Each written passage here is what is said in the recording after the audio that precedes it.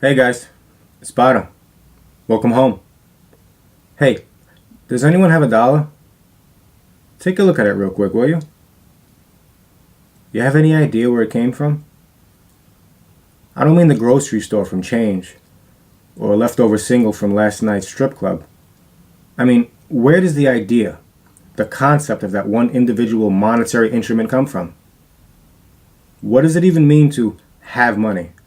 And why is it such a chased commodity? How did we go from traveling thousands of miles to witness silk to traveling thousands of miles to siphon oil?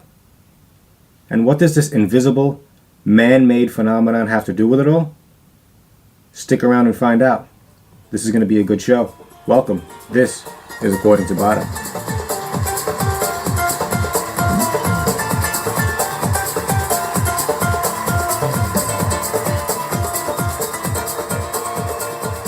Okay, so today we're talking about money. No, not the conspiracy theory crap, not the Illuminati eye, or the NWO messages.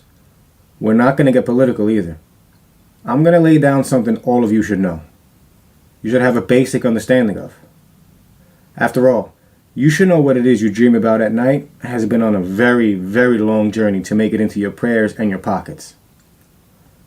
Money is all over. It's in everyone's mind.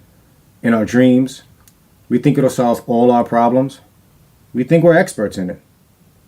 How to make it, save it, waste it, hide it, cover it up. But can you have an expertise in something in which you're not sure of the origins? Where does this whole idea come from?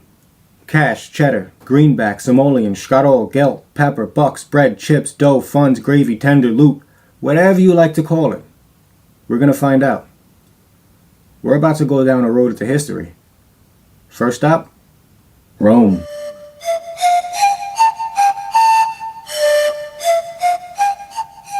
You should know silver and money, they're the same word in 14 languages. And that's not a coincidence. You see, the Romans traveled 1,000 miles to the silver mountains of Europe just to pay for their luxuries. They traded the silver for things like gladiator sweat, which they used as an aphrodisiac, or even live mice that they used to snack on, which, believe it or not, wasn't uncommon. Those Romans weren't done though, because they traveled thousands of miles just to see what the buzz was over this next world-changing item.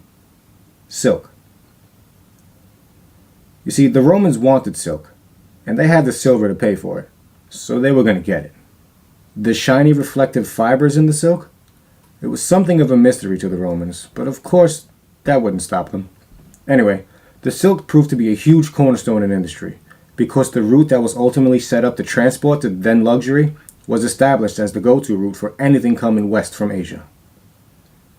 Remember, this was before the Americas were discovered.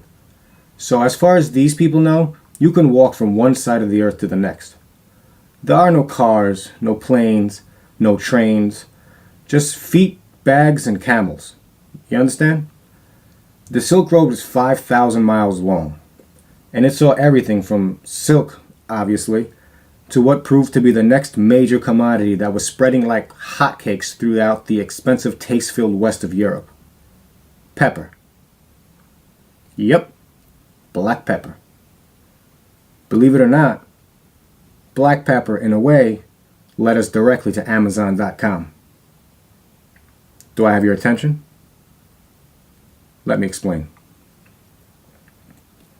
You see, black pepper was one of the first widely traded items, and it was expensive as hell. The trade route set from India, where the pepper came from, went right through a city called Constantinople. The city was huge and full of luxury because of where it sat on the trade route.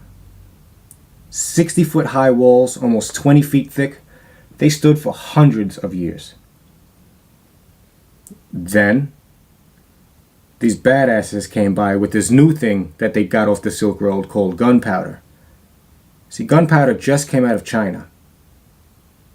It was invented as a superfood for the Chinese emperor to eat, to live longer, to be healthier. Then it was discovered for its explosive power. And what they did with that was spark a future of war and weapons that we have today, a world in which they could never imagine. They invented the cannon, and they used it. successfully. Down came the walls of Constantinople, and in go the Sultan and his Turks.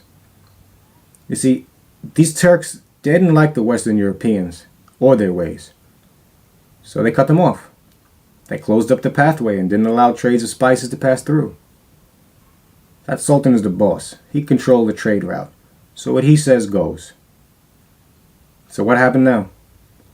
How did we manage to get any of the cinnamon or cotton that was being held in what can only be called the first major trade embargo? After some years and some explorers and men we've all read about, comes an idea from another gentleman we all know, Christopher Columbus. You see, his idea was to say, screw that Sultan, I'm going to get in my boat, head west, and I'm not stopping until I get around the world and end up on the other side of India. From there, we'll be able to get what we need, what we want. I'll be able to use that new route, and I'll make a fortune. Sounded great to him, so he headed out. Months and months passed before he hit land. What he thought was India was actually what we know now as the Bahamas. And those native people he met there, he called them Indians because that's where he thought he was, in India. Which is why to this day we incorrectly call our Native Americans Indians. So there you have it. Pepper caused the siege of Constantinople, which led to the trade block to the west, which resulted in Columbus coming to the new, unknown continents and thus establishing the basis and path for a soon-to-develop country of America, where we would continue on the quest to acquire riches. So, to reiterate, Pepper welcomed war, which welcomed further exploration, which uncovered for the rest of the world new land, which in turn was established as the luxury capital of sorts. And after only a few hundred years of mastering the act of acquisition, here we are now, in the 21st century, using money that's not physically existent to order things from a place miles away, and have it sent down what we can only call the domesticated, modern Silk Road, the post office route. So do you see how Pepper spawned Amazon.com? Interesting, huh? And what if I told you banks, they didn't exist for thousands of years after the original idea of barter and trade? Not until around 3000 BC did Mesopotamia, or Iraq as we call it today, they opened places to store valuables, metals, dry crops, tools, cattle. Yeah, cattle. Deposit a cow, earn 2 chickens in interest each quarter. I don't know how that worked. Well, what if I said it was even thousands more years before the known civilizations settled on their own individual tribal currencies? The first true coins were struck in what was called Lydia around 600 BC. They were an alloy of gold and silver and were minted to show a lion's head. Now moving on, around 650 BC, the Greeks made their own currency. And just to further the journey into modern mathematics, they also realized and applied the concept of interest. Yep, they charged a vig on the loans. That's how the Greeks got down. The Romans were also playing with their own monopoly money too. They taught a lesson about finances that resonates even to this day. Inflation. They purposely debased their currency because workers were being paid too high. China, Jerusalem, everyone had their money. It goes and goes and goes until around 1000 AD, or 1015 years ago, give or take, when a Chinese emperor developed the idea and created paper money. This was why? Well, because everyone was sucking the silver and the gold from the planet dry. So they had to compensate for the lack of natural material.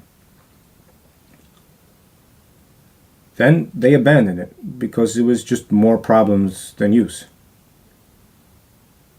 Next then, we'll jump ahead about 500 years and visit England.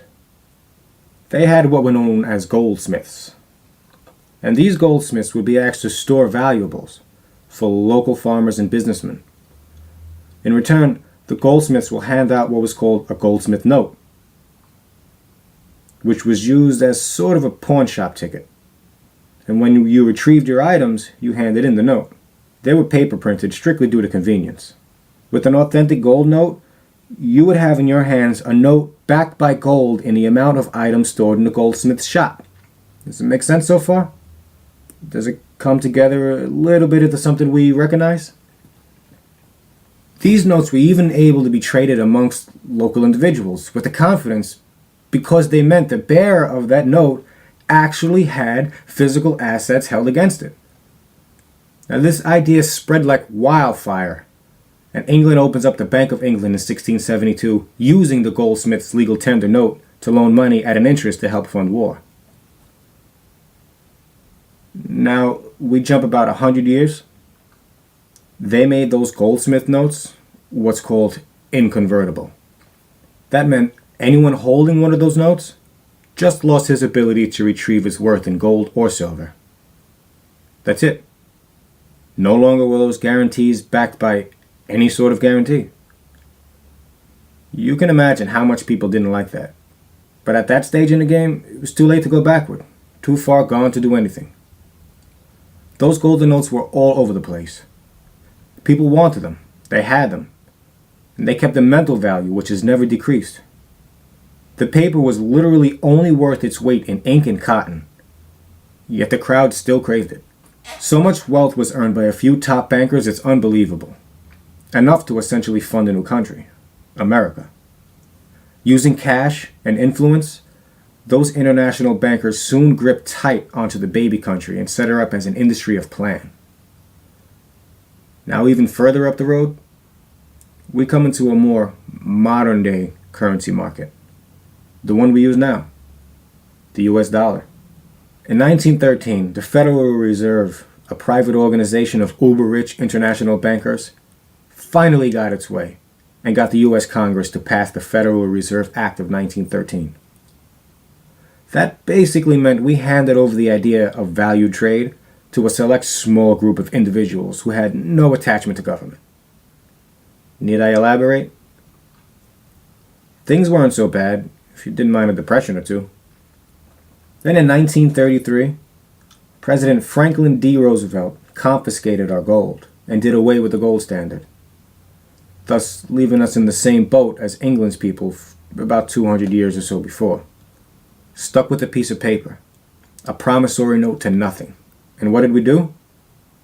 We took that and we embellished the idea of worth and spread it across the globe as if we bought new shoes and just had to show them off.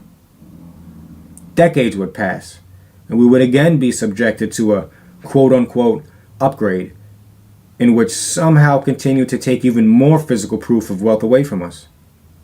We went into the computer age, and we brought our wallets with us. We developed charge cards, credit cards, ATM cards, and debit. Then PayPal and online banking became available. Now you can take cash, turn it into computer code, send it to someone else to uncode, and cash out into actual money. It was a brilliant idea, but it wasn't enough. We've continued on this road of modern money mechanics for a very long time, and I don't see an end in sight. You know, value is perception, so it'll always be able to remanifest itself into another state, whether it be physical, like silk, pepper, or gunpowder traveling over many, many miles, or $200 sent to your little brother's Chase QuickPay account from your iPhone. You know, the Spanish coat of arms developed into what we know now as the dollar sign, and that remains the only remnants left of the trade and barter system that got us on the path to the current financial basis we practice today. So again, back to that dollar. Now do you know where it came from? It's estimated that only 8% of the world's wealth exists in physical form today. Where's the rest? It exists only in electronic coding and sequences of numbers, which to me sounds like we only really have 8% of the world's estimated worth. You see, you can't go anywhere for the truth. History has been rewritten and facts have been dropped. All you're going to find if you Google the words Federal Reserve are 15 pages of conspiracy theories and a picture of John Boehner wearing a tutu. I felt it necessary to go ahead and eliminate the smoke and the mirrors and bring to the bottom line. Untainted facts about how we acquired our big advice. We all deserve to know the full story, and it's my intention to throw facts at you like a Snapple cap. as you can tell. Well, that's it for this week, guys. I hope you learned something today. If you want to add anything, please leave a comment, email me at accordingtobada@gmail.com, or tweet me at BadaBK. Thanks for listening. Till next time, I love you. Stay opinionated.